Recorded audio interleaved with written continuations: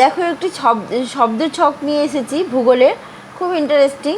ঠিক আছে, আচ্ছা, একের পাশাপাশি আছে গম উৎপাদনে ভারতের প্রথম রাজ্য। চেষ্টা করো, তারপরে আমি উত্তর বলে দেবো। আচ্ছা, তারপরে তো 3 আছে পাশাপাশি, 3-এ আছে দক্ষিণ ভারতের শস্য ভাণ্ডার।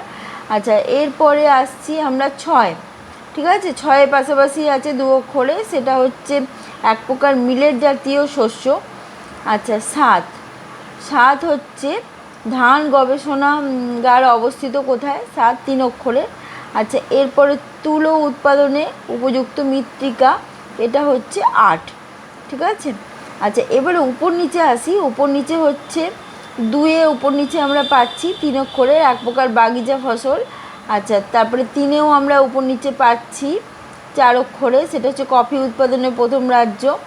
আচ্ছা, তারপরে হচ্ছে 4-এ পাচ্ছি 4 অক্ষরের ভারতের জোয়ার উৎপাদনের প্রথম রাজ্য। 5-এ পাচ্ছি 1 2 3 4 5 6টা অক্ষরে। ঠিক আছে, ভারতে কফি গবেষণাগার কোথায় অবস্থিত, এটা তোমায় বলতে হবে 6 অক্ষরে। আচ্ছা, দেখো চেষ্টা করে এবং ভিডিওটাকে পজ করে নিয়ে উত্তরটা লেখো, তারপরে আমি বলছি এর উত্তর।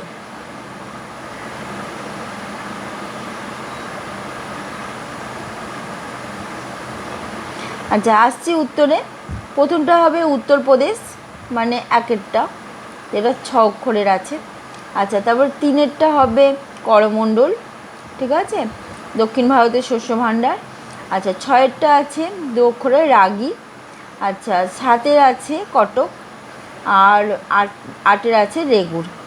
আর এরপরে দেখো উত্তর, দেখো 2-এর আছে উপর নিচে আছে 2-এর 3 অক্ষরের রবার, 3-এর আছে কর্ণাটক, 4-এ আছে মহারাষ্ট্র এবং 5-এ কি আছে?